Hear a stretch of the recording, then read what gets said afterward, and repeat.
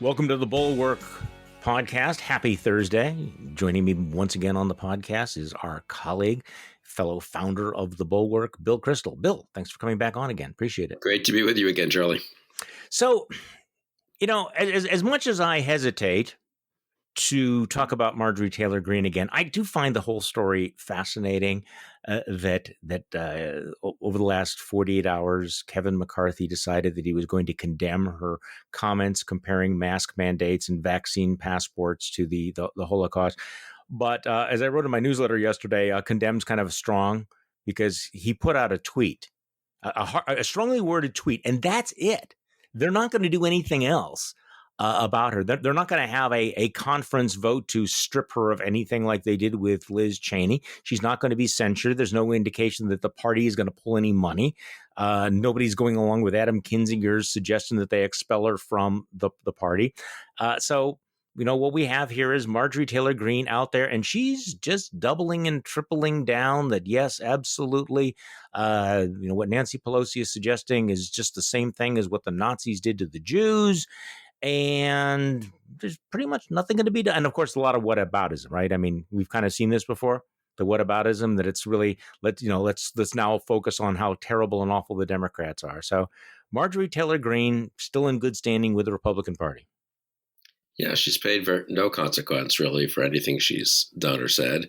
And neither has anyone else really on the Republican or conservative side. I think that's just an important thing to keep in mind. Decent people, decent Republicans, decent ex-Republicans, and a ton of liberals are all kind of, gee, this is going to really damage her or damage them, or why are they?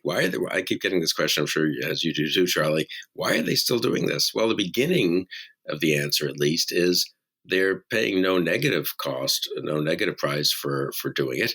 And they're actually getting a ton of reinforcement. Didn't Marjorie Taylor Greene raise, $3 million in the first quarter or something for a re-election, which incidentally means that if a decent Republican primaries her, she will have a ton of money to beat that back. And as you say, it's not clear that the Republican Congressional Committee won't support her as they support other incumbents. So they don't pay a price. There's no consequence.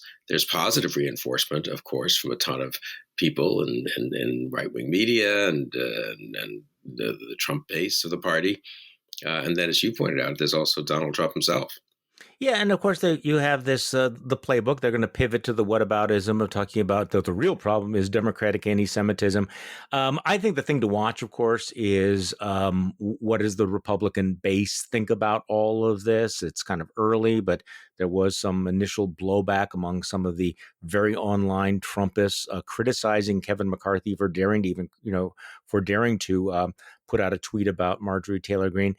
And that Trump is watching this down in Mar-a-Lago. And Trump, I know people keep saying that Trump's the leader of the Republican Party, but I think as you and I both know, Trump is also a follower. Trump will not let himself get crosswise with the Republican base. So he's got his finger up. And so what's going to happen to Marjorie Taylor Greene? Well, we won't know until we hear from Donald Trump. And here's a reminder, by the way, of what Donald Trump has said about Marjorie Taylor Greene in the past. It's great to be with Marjorie, a very special person. She's out there fighting hard, and the people of Georgia love her. Thank you so much, Mr. President, and the people love you. Thank you very much. Also joining us tonight are Georgia Representatives Marjorie Taylor Greene. I love Marjorie Taylor Greene. Come up here. Kelly wants you to come up here. Come here. Don't mess with her. Don't mess with her.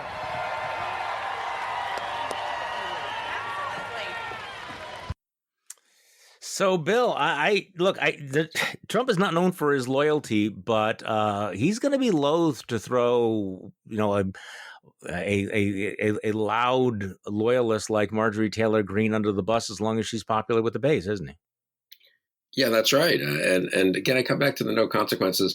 I was thinking about that after just, as we've listening to those clips. It's not only that the base likes her and she raises all this money and small dollar donations. The let's call them the establishment Republicans who don't really like her, presumably, and kind of wish she would just be quiet. The Mitch McConnell types, maybe the Kevin McCarthy types. They pay no price for tolerating her. I always come back to that when we talk because the established Republicans It seems to me things could be so different if from the beginning the establishment Republicans had drawn some clear lines and refused to go along with certain things. But they haven't. The donors haven't. I don't think the big establishment donors from New York and Dallas and so forth are giving a lot of money to Marjorie Taylor Greene, but they're not withholding money from Kevin McCarthy, from the National Republican Congressional Committee, from the Senatorial Committee, and from the party as a whole, because it tolerates Marjorie Taylor Greene. So you've got fervent supporters, you've got tolerant, people who don't love her, but certainly are not cutting her off. And again, January 6th, right? What price have they paid? And the final point I'd make is, unfortunately, the polls don't show the party paying much of a price. One thing people said a few months ago is, oh my God, I mean, people are going to turn against the Republicans. Mm-hmm. They have this kind of fringe. And that's happened in the past, incidentally. I think the Todd Aiken probably hurt the whole Republican ticket a little bit in 2012.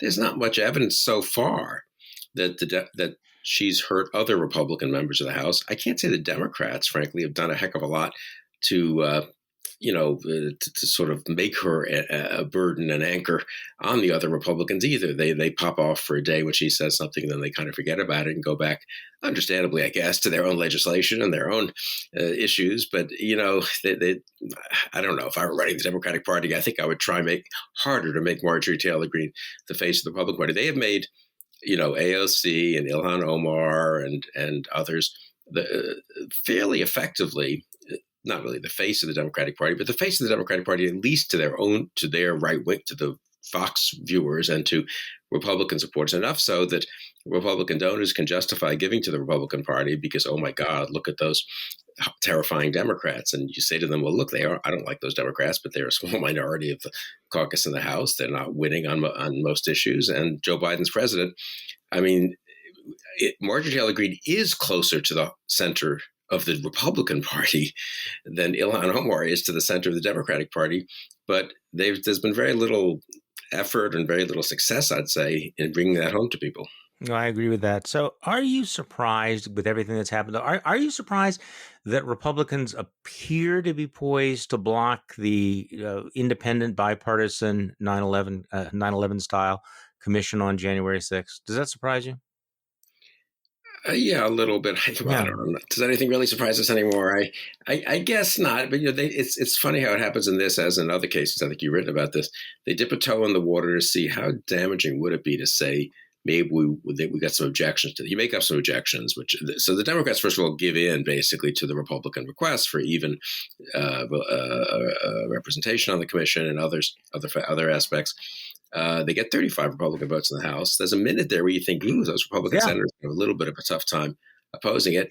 But then one or two dip their toe in the water and say, I'm not really happy about it. I still think it could be partisan. It may not be partisan exactly, but when they reject a subpoena request from or when they object to a subpoena request of Democrats, then the media is going to blow it up. So it's still going to be look partisan or bad for Republicans. And there's not much pushback on that. And then it turns out the donors don't care much, and the conservative media doesn't care at all. I mean, that's, again, a big deal for me. If people who once I respected, if I can say that honestly, the Brit Humes of the world and stuff said, wait a second. I mean, you can be quite conservative on a bunch of issues and even quite Trump tolerant on a bunch of issues, but this is just a fake argument. You can't make that argument, Mitch McConnell. Then there might be, okay, I guess I really can't, but they get no pushback. And so it comes back for me always to the conservative elites and their willingness to just go along as the Republican elected officials just go along with the base of the party in being totally not just obstructionist, but really lying about what's in the legislation that they're objecting to. See, I struggle with that question about being surprised. I personally struggle with it because I'm pushing back against my own cynicism, because the reality is we should be surprised. We should be very surprised that Republicans are opposing something that is as obvious as the need to investigate what happened on January 6th. The polls would suggest that it's overwhelmingly popular. It's just simply the right thing to do. There's precedent. What happened on January 6th was so consequential, and it's ongoing. So, in a rational universe, this would get 70, 75 votes. And the reality is that right now, there's a handful of Republicans that are willing to be in favor of it. And that's still shocking. So speaking of shocking, or not shocking, just to underline the point that the party is not moving on from this issue, this whole, fake argument that Liz Cheney had to go because she just kept talking about it, and we need to stop talking about it and moving on. Here's former president on Newsmax last night, no, I'm sorry, 2 nights ago, continuing to push the big lie without any pushback whatsoever. Here's Trump. The election was a fraud. It was a rigged election. And when you look at what they did, it's so illegal. So I think things are happening at a very fast pace, much faster than people understand. Sure. And listen, I assume that he's talking about the fake audit in Arizona or other attempts to relitigate this. So Bill Kristol, I mean, say here you have, Republicans voting, say they're going to vote against the January 6th commission because they don't want to have to relitigate the 2020 election. That is all Trump is doing. That's all he wants to do. That's all the base wants to do. Relitigate this election, delegitimize this election, feed more doubts about whether or not our democracy is functioning anymore. Yeah, and certainly I want to say a word about that, but one footnote about the 9/11 Commission thing. I guess Senator Schumer may force a vote on that this week, or maybe when they get back after. I'm a little unclear as we speak, but they haven't really forced. The Republicans have stopped a lot of things without having to vote against them in an actual recorded vote. It will be a vote on a filibuster, not on the motion to proceed, I suppose, not on literally on the commission, but it will be a vote on the commission. And I think maybe that changes the dynamic a little. I don't quite understand why Pelosi and Schumer haven't just forced a ton more votes and make the Republicans oppose things that, as you say, are reasonably popular. Could that? I don't know if it matters much, but it'd be sort of interesting to see if that changes the dynamic at all.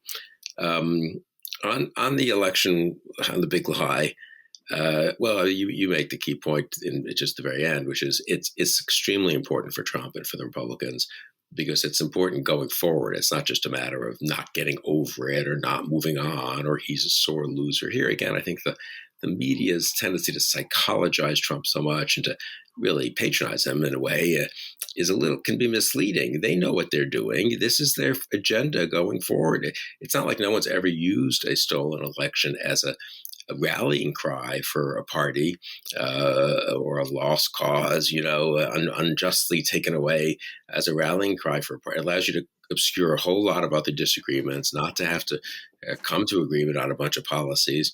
It allows you to push your voter suppression and your legislation and rally people and fundraise on that cause.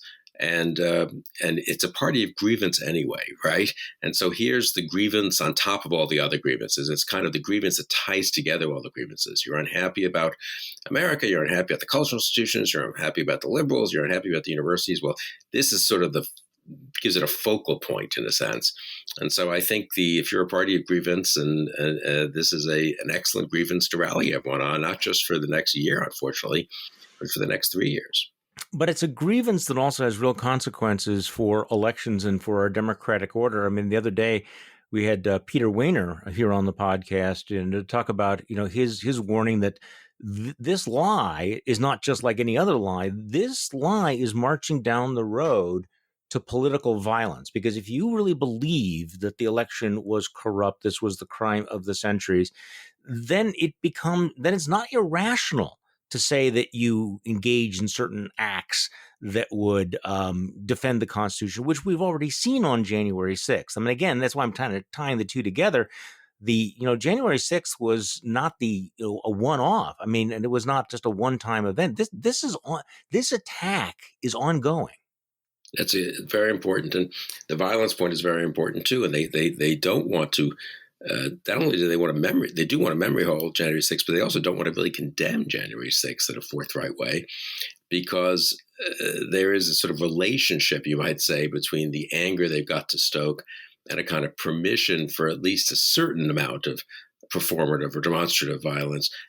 Marjorie Taylor Greene is very relevant to this. If we can go back to her for one more time. What does it mean when you call your opponents Nazis? I mean, that's what she's done, right? Well, if your opponents are Nazis, you are entitled probably to use not violence against them, right? Not just civil disobedience, but actual violence. And so and everyone scoffs at it now or just finds it extremely distasteful and disgusting and just sort of says that. but people aren't thinking through where this goes in a year or 2 or 3. And on October 6th, if you had told us what was going to happen on January 6th, people would have said you're crazy.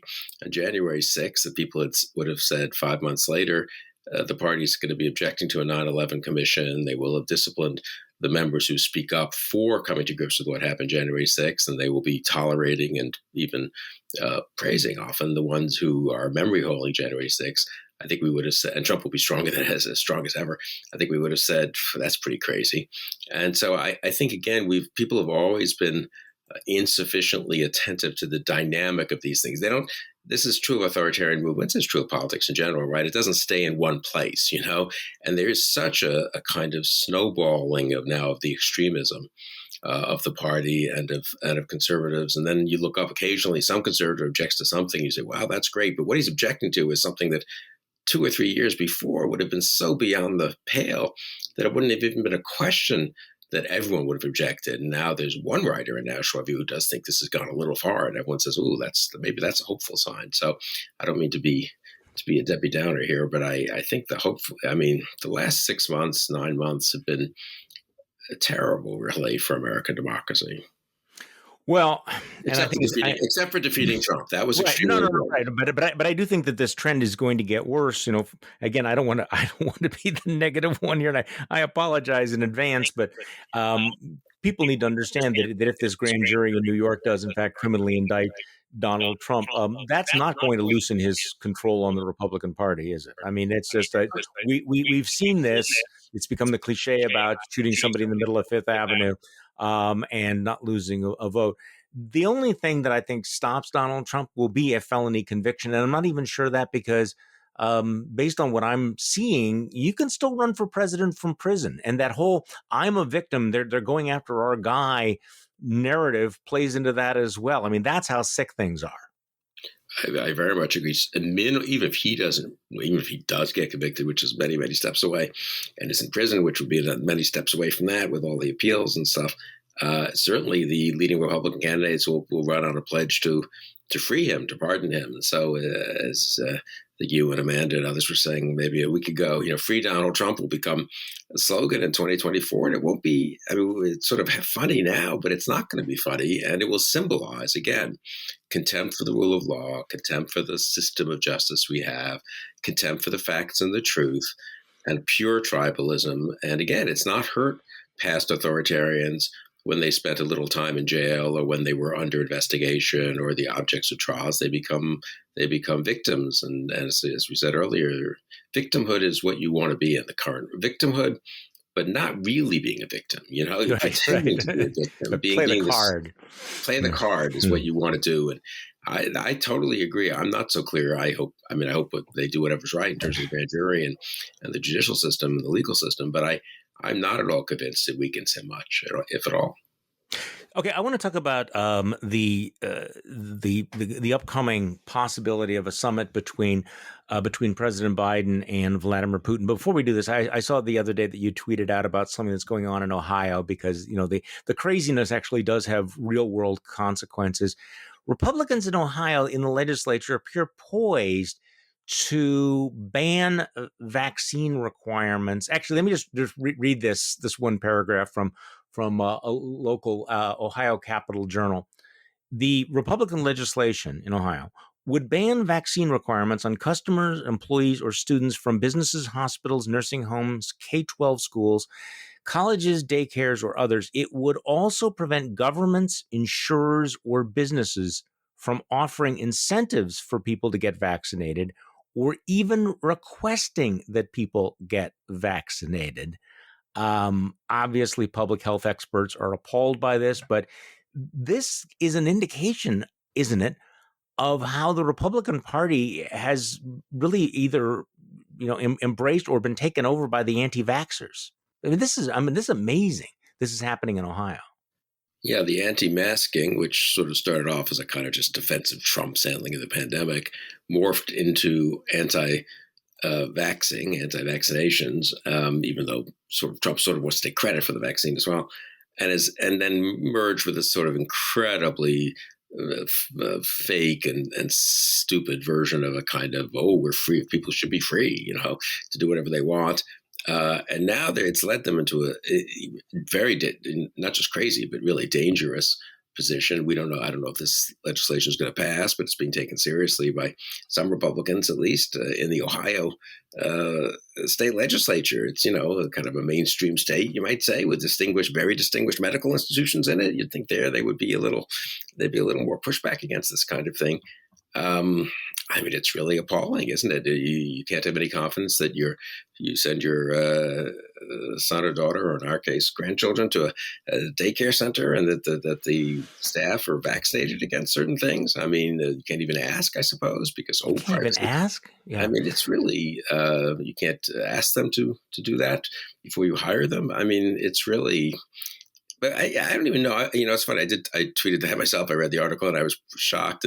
But I'm trying to think, what does that mean? They've become so crazy that they go with whatever symbolically offends, I guess, the mainstream health community in this case, the sort of liberal establishment, the scientific establishment. But there's a kind of kookiness to it that's really, to go to this degree, it's one thing to deny climate change. Personally, pay a price for that one way or the other. It doesn't have any real effect. You just say it and you enjoy shocking, liberal opinion, which believes that that's an established fact.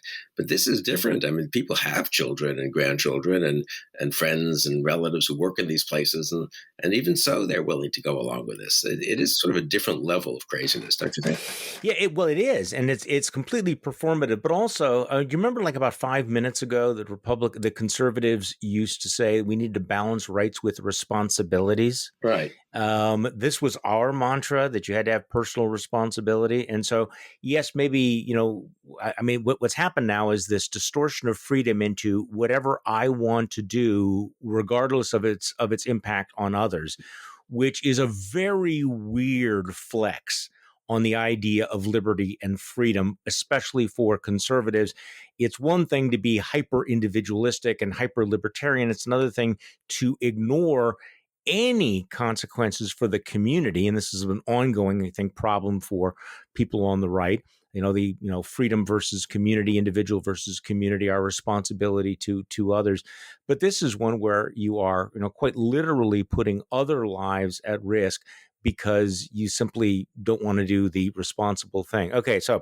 But also on that, you've actually commented on this. Yeah. It's not even sincere in the sense that it's not as if there are principled libertarians who widely, I think, in my view, and I imagine yours too, bend much too far in this side of individual liberty as opposed to individual responsibility or communal, responsibility to the community. But of course, the same Republicans who are proposing this anti-vax legislation are probably at the same time endorsing all kinds of micromanagement of curricula to make sure that, critical race theory, or not even critical race theory, but any mention of race is in any curriculum in the Ohio schools and so forth. So it's not as if they're consistently, for government staying out of all these things, or for state legislatures not telling people what to do or say or think. It is all about somehow the power of their exercising power on their side against the bad guys, against who is the establishment, I guess, the liberal establishment.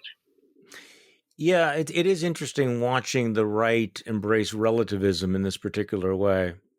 So let's talk about the Biden-Putin summit. I know that you had a conversation with Gary Kasparov about this the other day. What worries you? So, Putin has behaved very badly, to say the least, over the last years, and including during the Biden presidency, obviously, especially with Navalny, and he's behind Belarus and Lukashenko, and this, abduction of this dissident from a flight from, what was it, Athens to Latvia, which is really an extraordinary thing to do. And there's been some condemnation, including from the Biden administration, but no reconsidering of this summit, which is happening. Why? It's unclear to me that, there are plenty of meetings at the lower levels. This summit benefits Putin. I mean, if you're a dictator, and there were big demonstrations against him just a few months ago, and he's got Navalny in jail, who's very popular, and he's got the other problems in the country, and people are more aware than they were before, partly because of Navalny, of the degree of theft and by Putin and his cronies, the incredible wealth they've amassed. Now you're just making him equal to the United States president on the world stage. For what? And I don't think it's going to be good. It will strengthen Putin internally. There's always a tendency in these summits, even with presidents that I've liked, no one wants to you don't want to cause a huge ruckus. So you sort of quickly walk through your talking points that are, even when I was in the White House, I could see this occasionally. You walk through the talking points that are the kind of the tough ones, and then you decide, well, we can agree generally that we need to have better relations. And it sends a signal to the dissidents there and elsewhere in the other regimes that Putin supports that we're not willing to really fight for them. So I don't think it's the worst thing in the world necessarily. Eric Edelman and I were talking, who's written a lot for the Bulwark and has been on your podcast, I think. And I were talking about this the other day. And we both remembered vaguely, and he, of course, knows 10,000 times more about than I do. I remembered vaguely, and he remembered specifically. Didn't remember studying, and he teaches about this actually. The Kennedy-Khrushchev summit. So that was a new Democratic president in 1961. They had a summit in June, actually. So it would be exactly 60 years. Almost exactly 60 years before Biden-Putin. Total disaster. Khrushchev really took Kennedy to the cleaners. Kennedy knew it was a disaster at the time, and it emboldened the Soviet Union, and many people think led to the Cuban Missile Crisis, really, because Khrushchev decided he could just push Kennedy around. And the Berlin Wall went up a few months after that, too. So I don't hope it doesn't lead to, those kinds of consequences.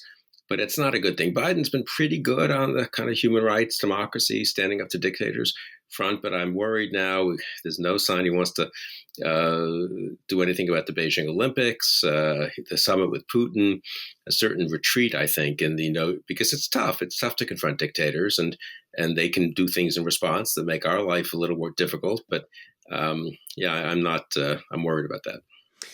Do you have any insight into what was behind the Biden administration's decision to lift the sanctions on that major pipeline? One would have thought that might have come after some sort of concession from the Russians. That's a good point. I mean, I don't get that. Yeah, and that's sort of, again, maybe you want to hold that over them at least for the summit and get, as you say, get a concession. So I think he wanted the Germans care a lot about it. The current German government is for it, I guess. And so it was a kind of way to reach out to pacify our allies. Sometimes that's worth doing, even if you pay a price. But again, it wasn't explained well, and it wasn't. And again, the way in which it's done just seemed to be sort of weak. Incidentally, he's doing the summit. I don't quite know the details, but I think the summit will come after a meeting with our allies, a NATO meeting, I believe, and slightly before that in June.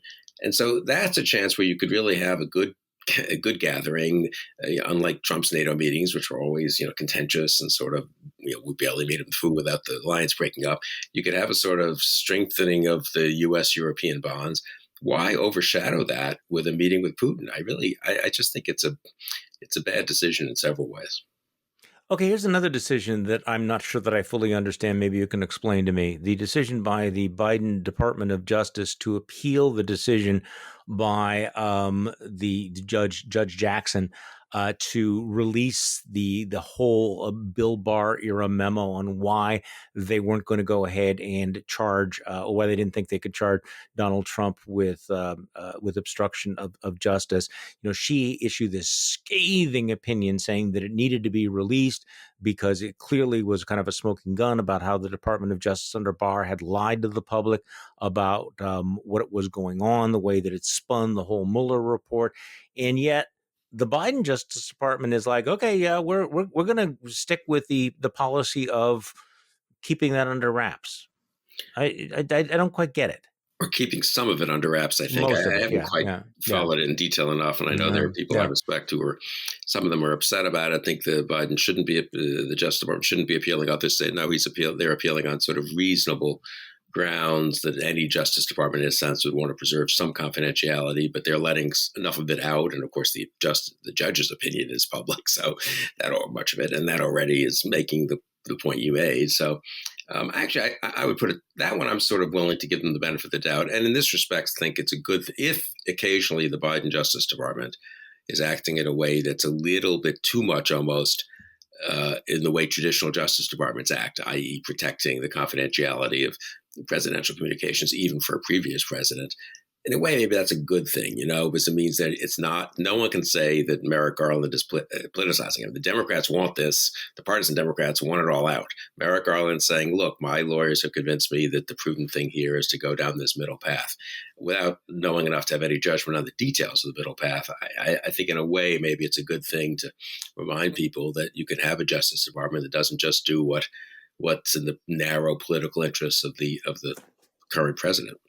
Fair enough. Okay, so let's talk for a moment about the passing of Senator John Warner. Yeah. I'm only struck by the way in which he does feel like someone from another political era, Republican senator from Virginia.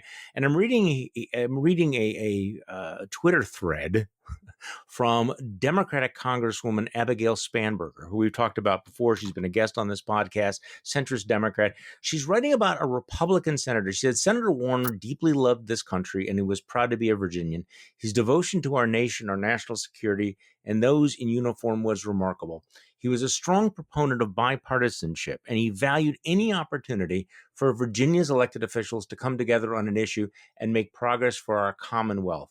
Even after his 30 years in the Senate had finished, he was willing to share stories, both inspiring and humorous, from his long life of public service with newly elected officials like me. I always appreciated his generosity, his wisdom, and his mentorship. This loss is monumental, but Senator Warner's example of leadership and principle will endure and inspire many generations of Virginians. So doesn't this feel like a postcard from another world where Democrats are writing that way about Republicans, and we remember a Republican senator who had that kind of approach to governance? Yeah, very much so. His whole life is I mean, he volunteered for the Navy as just before his 18th birthday, and somehow got in January of 1945. As World War II continued to go on, he wanted to serve. Served, got out. I think went back to college. I think maybe then to law school. Maybe it was already law school at that point. And then in 1950, when the Korean War breaks out, he joins re-enlists in the Marine Corps this time. So I don't know how that worked, but anyway, and was a Marine in Korea. I think an aircraft mechanic or something like that. So, very George H.W. Bush-like, I would say, a certain kind of patrician. I mean, from I think a well-to-do family feeling. He looked like a senator too, didn't he? I mean, he looked like a senator. Totally, yeah. And of course, I'm struck. I was looking at some of the obits. I knew him a little bit. I didn't really know him when he was married to Elizabeth Taylor, so I missed the chance to meet her. That was a problem, but at least I don't recall that. But I knew him a little bit because he was always on Armed Services and became chairman and ranking member. Dan Quayle, my boss, had been on the Armed Services Committee, kind of how he made his name in the Senate. And then, so when Dan Quayle was vice president, John Warner, would come by just because there was a lot of business, what the Bush administration was doing with a key armed services senator, and also because they were friendly and he had been kind of a mentor to Vice President Quayle. And he was very gracious. I really want to say that. Some people like that, it's sort of like they deal with the boss and then the staff are kind of there to get you coffee. He was always pleasant. And someone told a story on Twitter of a couple of stories of him being, which is my experience too, being a very kind person and a very decent person and a real patriot, a gentleman, and very much an anti-Trump Republican. He was a fan. A last conversation I had with him, and I can't remember, I don't think it was in person. I think it was in the pandemic, and I wasn't close to him. It didn't call me up or anything. I think we must have been on a Zoom call together or something with a bunch of people. But he was a Republican voter against Trump and a supporter of that, and hoped. I don't know how much he hoped anymore for a sane Republican Party, but he was unembarrassed to support Biden. He was not one of those who was like, oh, well, I'm writing in, someone else. He thought Biden was better than Trump, and he thought it was his responsibility to say so. And so I didn't agree with him always when he was a senator. I was more on the kind of Reagan side of the party, and he was very much a Ford Bush, you might say, Republican. But you read the obits and you read what he did in the Senate and you read about him personally. And you think, man, what a different Republican Party. And, it's good. Incidentally, I give the Democrats are using this a little bit, obviously. I mean, some of them were sincere. The ones from Virginia got to know them a little bit. The others are using it as a little bit of a way to attack the current Republicans. So we shouldn't give the Democrats, I suppose, too much credit. But I do give them credit for being, willing. It's important to have one party recognize decency in the other party. And in that respect, the public statements by Spanberger, but many others as well, including Mark Warner, who started his career running against John Warner in 1996. It's been heartening to see that. It'd be nice to get back to that at some point in our politics, obviously. It would be. Not speaking of Biden, the Democrats seem to have gotten, shall we say, mired down on their legislative agenda. And I think it was Politico Playbook that said that. Or is it Washington Post? I can't remember. I read so much stuff that they're basically now blowing past a lot of self-imposed deadlines on legislation. Very clearly, they were not able to get police reform done by the anniversary of George Floyd. That's still obviously working. Infrastructure deal doesn't seem likely. So, I mean, everybody's looking around right now going, okay, so when are we going to acknowledge that this whole bipartisan thing is a non-starter, despite the best efforts, I think, of Joe Biden personally, who I believe was sincere when he said during the campaign that he thought that he could forge some bipartisan compromises, but it was perhaps an indication of the fact that he hadn't quite grasped how much politics had changed. So what do you think right now about where the Democrats are at? Because it kind of feels they're kind of in their own quagmire where nothing's moving at the moment. Yeah, I think it's uncertain. I mean, things could move, obviously, in June and July, and then there'll be a break, and then September will be a big month. And I think certainly by Labor Day and certainly by September 30th, the end of the fiscal year, we'll really have a sense of where we are on some of these legislative priorities and also on the general, how much cooperation is possible in the congressional process in general. That 9/11 Commission vote will be a bit of a tell, though, and I wouldn't blame the Democrats looking at that to think, geez, we can't get more than 3 or 4 votes on this. Are we really going to get votes on this other stuff? Well, people think the police reform bill may go through in a bipartisan way. There's a kind of anti-China, but good bill, I think, mostly pro-American kind of competitiveness and innovation and technological progress kind of bill, marketed kind of as an anti-China bill, I guess, keeping up with China, that has bipartisan support. If I'm not mistaken, it got out of whatever the relevant committee was, 21-1, I think, maybe it was foreign relations.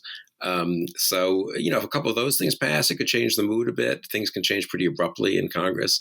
So I think we'll see. I guess generally, I think the Democratic Party, and this may sound a little funny. I mean, they're both not quite alarmed enough about democracy and therefore are not willing to broaden their tent enough and make some compromises to get people on board to save democracy. That is, I mean, I find myself half the time, not half the time, a third of the time agreeing almost with the left that sort of the moderate Democrats are a little too complacent, but then the other 2/3 of the time agreeing with the moderate Democrats that precisely if you are really alarmed, you need to get rid of some of your wish list and focus on what really is important. So in the voting rights area, you can't get all of HR 1 through. Could you get a smaller bill through that's sort of John Lewis Voting Rights Act and a few voting protection measures?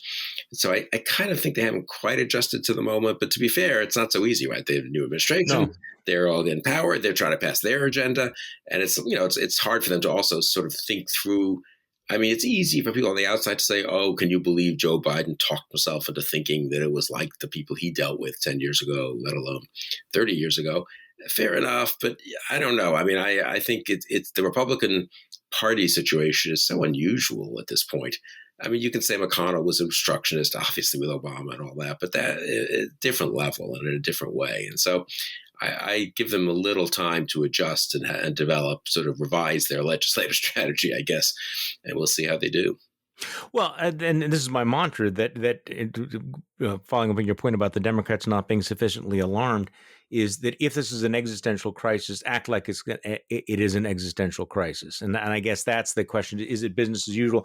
I also get the sense that perhaps the Biden White House and Democrats have bought in too much to that adage that when your opponent is digging a hole, like, well, how does it go? Yeah, If don't you're stop him. Don't interrupt him. right, yeah, if Republican is, and if your opponent is committing suicide, don't get in his way or something. These things always need a hand.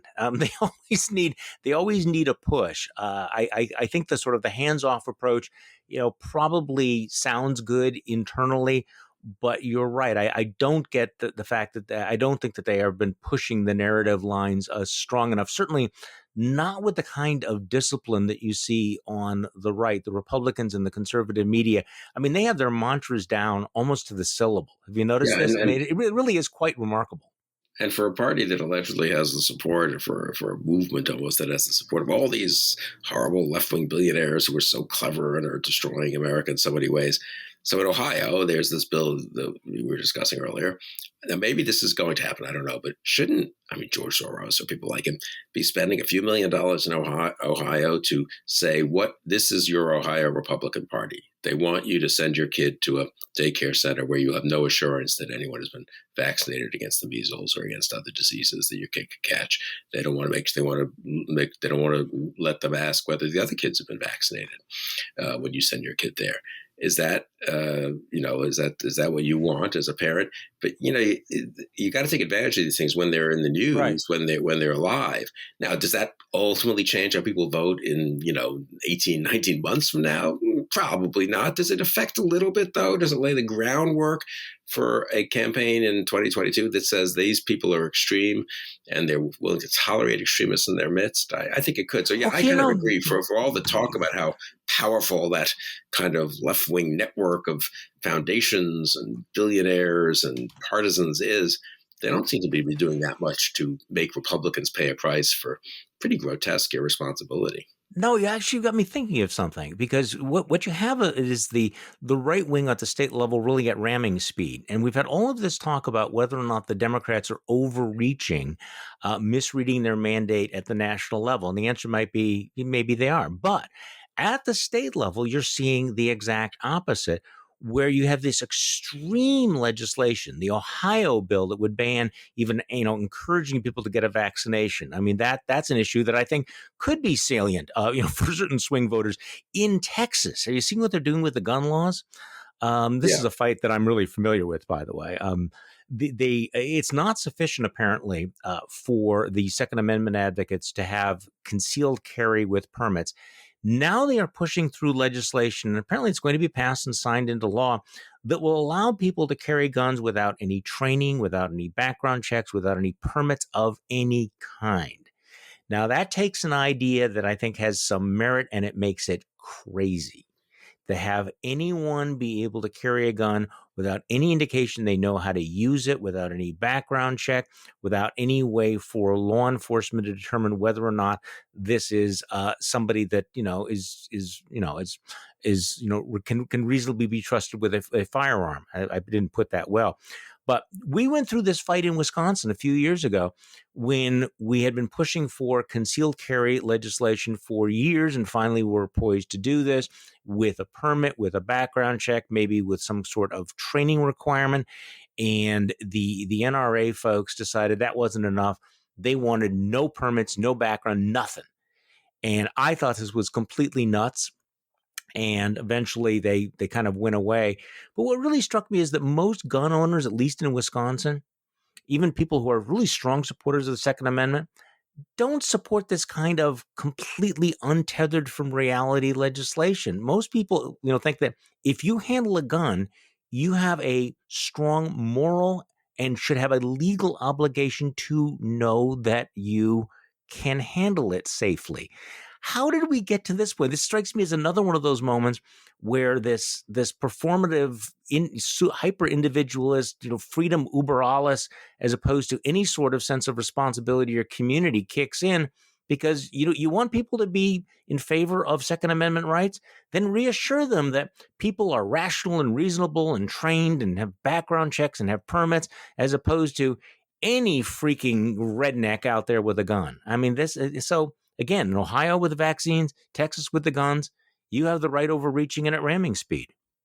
No, I very much agree. And you'd think that the performative overreach, if I can put it this way, and you see it on a bunch of issues, actually, especially in state legislatures and then by individual members of Congress, um, you'd think they would pay some price for that. That is, they are now out of touch, at least based on the polls, with their own voters, who are, of course, not in favor of various left-wing proposals to restrict, take away their guns, if you want to use a caricature, or whatever the equivalent would be. But are not, or maybe in favor of opening up faster than the public health authorities think wise in terms of summer camps or restaurants, or maybe not even faster than some of the public health authorities who are being too slow. But then the legislators have gone way to the other extreme. You'd think that some of their own voters would make them pay a little bit of a price for this, but somehow it's almost not even taken seriously. It's so performative. I guess they get away with being more extreme because people don't hold them, there's no consequence in a sense for their legislation. But as you say, in Texas, they're really going to sign this bill, and someone's going to get hurt, and I don't know, will anyone then say, look what's happened? But maybe the whole fight is so polarized. Maybe this is what polarization means, that in a sense you pay no price for even a super irresponsible version of your own position, as it were, of what otherwise could be a sensible position. You see it on the critical race theory thing that you've written about, and people came and attacked you because you made a perfectly sensible point about not liking much of critical race theory to the degree it's a thing, but but also not agreeing with the most extreme denunciations and legislation that would stop people from talking about, I don't know, race or slavery, in history classes. And people just are, but I'm so struck watching people in this area, and this includes people at think tanks and people at journalism and on the right at Fox. They pay no price, and there's a huge reward, I would even say, for not being at all, to use a term, fair and balanced, for not being at all sensible or even fact-based in what they say. And it's just used as sort of, what was Bill Clinton's term?